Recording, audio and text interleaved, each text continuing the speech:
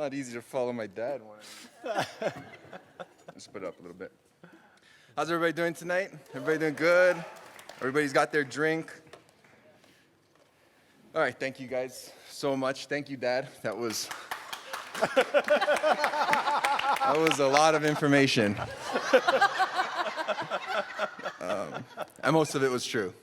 So, but of course, I wouldn't have been able to do any of that without my family and everything they gave me. So real quick, I was going to give a little background about myself to start, but I guess they took care of that for me.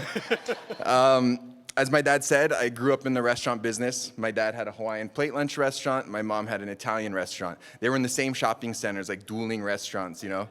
There's only 2 shopping centers, so it wasn't like a huge thing, but, and I really grew a passion for cooking. It was something that I loved to do from a young age, and something I really wanted to pursue, which I always feel blessed with, because, you know, it's when you know what you want to do from such a young age, you get so much time to work on it. And I used to always tell everybody that, you know, in the olden days, if your dad was a blacksmith, you were a blacksmith, and your kid was a blacksmith. It's like you took what your family did with pride and you kind of turned that into your life, you know? And I tell everyone I'm not a jack of all trades, but I can fricassee a chicken in like 5 minutes, you know? So I can't fix your car for you or change my tire, but I can take care of that chicken, no problem.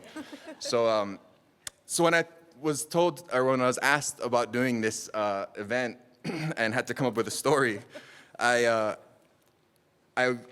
thought it would be a perfect time to plug my new cookbook that we have, Growing Up Hapa. So this book actually isn't out yet, so this book is going to come out in a few weeks. If you guys want to order, you can go to www.mutualpublishing.com.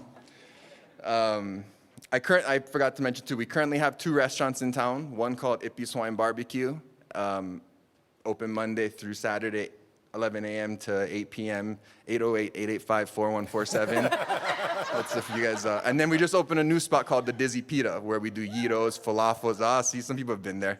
We need more people to come though, so if you guys haven't been there, definitely come check us out.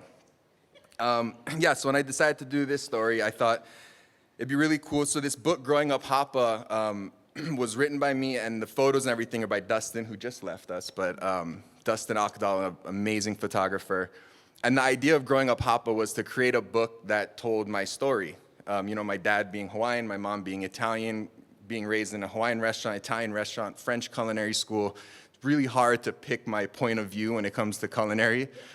So I decided to write this book, and each chapter is about a different restaurant in my life. And each chapter starts with a story of how I opened that restaurant, and then we go into recipes. So the story I decided to read to you guys today is a story of me opening my gastropub. It was called The 3 Fat Pigs. It was a gastropub down in Waikoloa, and oh, thank you. It was a really great experience, but the story I'm going to tell you guys tonight is kind of about how sometimes when you're trying to get to your dream, you have to go through a nightmare, and this first night was a nightmare. It was intense, as you guys will hear right now. So I'm going to go ahead and read this to you. Yeah, The 3 Fat Pigs, Perfect Imperfections. We all know the saying, when it rains, it pours, and this was never more accurate as it was on the opening day of The 3 Fat Pigs. Our goals and dreams always seem nice and tidy floating around in our subconscious minds, but sometimes those dreams can turn into a nightmare. That is what it felt like to me on opening night as the Waikoloa moon shone bright through the dining room windows. This story starts off like every other one, with our main character walking blindly into issue after issue until everything is resolved and the story arc turns back to happily ever after. The night started off as most of my opening nights. I was expecting a few issues, but the excitement and anticipation of success suppressed my nerves. This was the Big Island's first ever gastropub, and I was young and ambitious, so my menu had a mix of classic dishes with modern molecular gastronomy techniques. Think foams, spherifications, emulsions, etc. I would say I was excited, but that would be the wrong word. Nauseous would be more accurate. I was prepared though, this being the second restaurant I opened and the 4th that my family had opened. I was expecting the bumps. Everything started off great. I had an experienced sous chef, an eager kitchen crew, and a fantastic front crew, albeit a little bit green. We already made it through our soft opening, so the major kinks were worked out, but on opening night, you should always expect the unexpected. We were fully booked. Our reservations were at capacity. I created the menu to have a quick pickup time. There were close to 100 seats in the restaurant. It was 2 stories with a large mural over the open kitchen of 3 pigs in the art style of Beatrice Potter that I had contracted out to fit our whimsical theme of the restaurant. Upstairs was a bar and lounge named the Thirsty Wolf Lounge and offered bar snack menus and an intricate yet borderline pretentious drink menu. The space was beautiful, open, and modern. The first few orders went out status quo. I felt good, like I was on top of the world. The wheels seemed to be turning, the machine of this restaurant was rolling along as planned. About halfway through dinner service, my sous chef approached me and told me that he was gonna go home. Yeah.